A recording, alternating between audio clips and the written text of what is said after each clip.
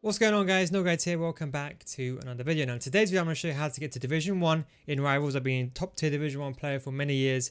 Last year above 2.5k skill rating at one time. I'm going to show you how to get more wins, and these are guaranteed tips to help you. How do I know these are guaranteed? Because I've been coaching FIFA for a long time. I know a lot of mistakes that a lot of players below Division 3 make, and what really stops them from getting to the higher rank. The first thing it does is it comes to these placement matches. We'll get onto that in a second, but the most important thing is first the team. Now, this year, pace is the most important thing. Now, if you're going to play your placement matches, those are very important. We'll get on to why they're important in a second. But what's more important is the players that you have. You can only control what you have. If your opponent has a pay-to-win team, it doesn't mean anything. The most important thing is get someone with a sprint speed above 75. You cannot use a centre-back if the sprint speed is below 75. I'm sorry, because any half-decent player will do a simple L1 trigger or a creative run, and you're done. You can't keep up. There's a creative run, you're going to get countered, you're going to get screwed. Have and make sure someone's got 75 sprint speed. If that means that, let's say for example you've got two defenders. One has 80 defending, one has 80 sprint speed, other one has 75 sprint speed, but the other one has 90 defending. No joke, you have to think very carefully about this. Yes, you can get the guy who's amazingly better, but if there's someone that's very close, let's say for example someone with 80 sprint speed but 81 defending, and there's someone with 72 sprint speed but 82 defending, go for the guy with better sprint speed, because sprint speed will save you in the long run. Because your opponent's running past you, what's 90 defending going to do? Do nothing. And on that note, do not run out with your centre backs. Year in, year out, every single person that I coach, especially lower tiers, division 10, 9, 8, 7, 6 and 5, in my opinion, they all make the same mistakes. They always run out with their centre backs. Very often, that is how they concede almost all their goals. Just do not run out with your centre back. I don't understand people find this so difficult. Literally, just choose your CDM or just stand still. Just do not run forward. Have this mental block in your head and think, when I'm controlling my centre back, do not run out with him. Because you run out with your centre back, you break integrity of your back four, and you concede. And on that note, don't look at teams. People always say to me, oh look, this guy's got an amazing team. This is why I won.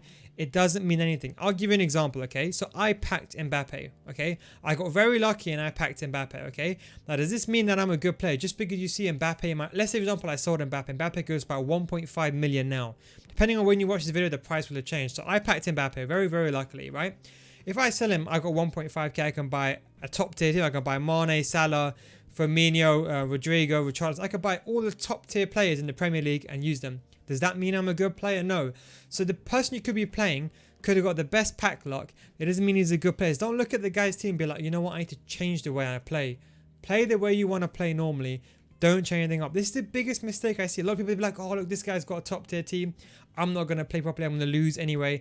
The more funnier ones when you see like a goal team, but like a goal team, I'm going to walk over this guy. It's going to be 10-0. You end up losing to that guy 3-0. And people like myself are ones that use cheap 10k teams. We laugh because when we beat you, you guys blame DDA. But us, you know how we win? It's because we're persistent. Don't look at someone's team and don't judge them. And on that note, if you're making a team right now, go get a marksman striker. Go get someone who's got a 5-star weak foot. At the very least, a 4-star weak foot. In my opinion, 75 finishing at the minimum, 80 sprint speed at the minimum, and 70 agility and balance at the minimum for a cheap player. For a top 10 or a top tier or a higher tier player, I would say 85 sprint speed minimum, 85 finishing minimum, and 80 agility and balance just to get that good maneuverability outside in front of goal. And on that note, it comes to formations. Now, I know the game has just come out. If you're watching this when the game came out, that you don't know what formation to play. If you're watching this after the game has come out, watch my videos on meta formations on my channel. But what formation to use? Well, the most important thing is no matter what you have, is have a defensive formation and use that formation first.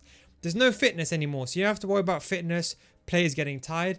So start with a defensive formation first. Now why? If you put all these players on stay forward, right, and you go up against a top tier player and he scores one goal first, you best believe he's going to be parking the bus. Now we know we all hate park the bus, but the truth is if you go down, your opponent is going to do it no matter what you like. You might be lucky and find someone like myself who won't do it regardless, but that's like 1 in a million chance. So realistically, have a defensive formation first. Get the first goal first yourself and control the game. The last thing you want to do is give a goal away, a cheap goal, 1-0 because you got counted because all your players are on stay forward, and then your opponent starts parking the bus, passing the ball around the entire game. You're just going to get frustrated later on. You can still have your attacking formations, that's completely fine, but start with a conservative formation first. Do not go gung-ho with a complete formation. And on that note, a defensive formation is good because you're winning 1-0. Don't forget, when you're winning 1 or 2-0, your opponent's he's not going to stay on his defensive formation. Your opponent's going to be like, hang on a minute, I'm losing. I need to play an attacking formation. So you need a defensive formation to counteract it, because most people now, you know what they're doing. You know what they're doing. They're doing fullbacks during the attack. They're doing all these players get forward. You don't want to get overlapped, and you don't want to get outbeat in your own defensive area. So have a defensive formation so that way you can recover. That is what's very, very important. Now, these placement matches are the most important thing this year.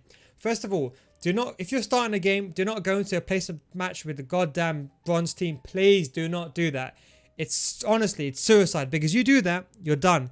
This year, what you may or may not know, there's 3 things that have changed. Number 1, if you get to Division 1, you get about 100k coins. Division 2 is like 70k, and it kind of trickles down like that. So what that means is, if you go into your 5 placement matches, you win all 5, you get to Division 3, that's like 150k you can get. But you lose all your games, you go Division 7, you've only got 30k. So this is what you need to understand, is that placement matches, these placement matches are the most important thing. Now, foot swaps is coming out in November. So what that means is people are going to be relegating. You don't want to be low, because if you're low, you're going to struggle to get back up. Then you're going to be like, how am I going to come with foot champs? I'm only getting 30 points per game or whatever. To play properly.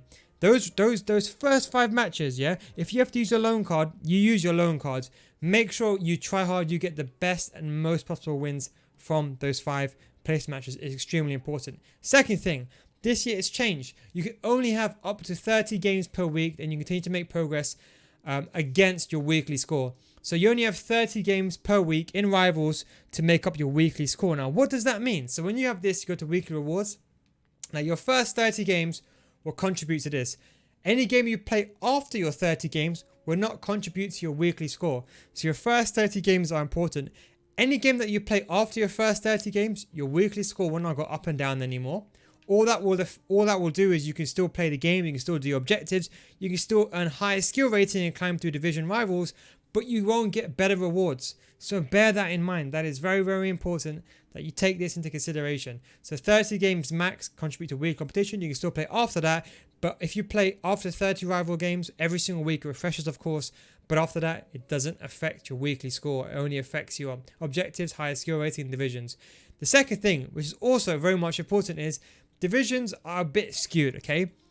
This year there's a max skill rating of 2.2k. Division rivals are naturally going to be harder. So split up your games. Do not play all your games in one go. People keep doing this. I don't know why. Look, if you play on Wednesday, the hardest time. Right now this video has been uploaded on a Wednesday. Rewards are tomorrow. It's the hardest time to play FIFA right now because everyone is trying hard because they want the best possible rank. Maybe they've only played 20 out of 30 games. They've got 10 games left. It's the worst time to play. Play your games on Monday, Tuesday, I would say, and Thursday is the best times to play your games statistically because that's what the most casual players are. Friday, people are preparing for Weekend League, got their new teams out, and on Sunday, people are warming up for Weekend League, and Friday, Saturday, Sunday, warming up like that, and on Wednesday, people are going to try out. That's why Monday, Tuesday, and Thursday are the best times to play. Of course, Thursday after rewards. But I recommend splitting your games up. You got 30 games, split them up. Don't play all 30 games in one day. Play 5 today, 5 tomorrow, 10 the day after. One thing I would say to you as well, look, there's no fitness cards this year, so you have to worry about the money. You don't have to worry about the fiscal side of it. You have to worry about having 2 teams. Just split the games up. And if you lose a game, take a break. We're all learning the game. If you get a bad loss, take a break. Because the last thing people do is they think, oh, you know what? I've had a loss. If I just play one more game, I can recoup back that skill rating. But you know what happens? We all know what happens. You know what happens is you end up losing next game and it ends up ruining your day. So make sure you take a break after you play your game. It's really, really important. Do those 5 things. Have a formation set up, a defensive formation. Have a centre backs and all your defenders above 75 sprint speed. Fullbacks, I would say above 85 sprint speed. Don't run out with your centre backs. If you don't run out with your centre backs, I can guarantee you'll definitely go up in higher wins. Have a marksman striker. Someone's got a 5-star weak foot, ideally, or a top tier striker that can at least carry you in front of goal. And do not judge your opponent's teams. Take a break, and most important, just have fun. But that is my top 5 tips for rivals. I am now going to play my placement. This is my alternate, so I've not played yet. I'm close to Division 1 on my other account. But on PS4, on this account, which I've not started Division Rivals yet, I need to start playing right now, playing my placement matches. Go try hard on those and get to Division 1 again on this account. Hope you enjoyed this video. Thanks for watching, guys. Take it easy, and I'll catch you next time. Peace out.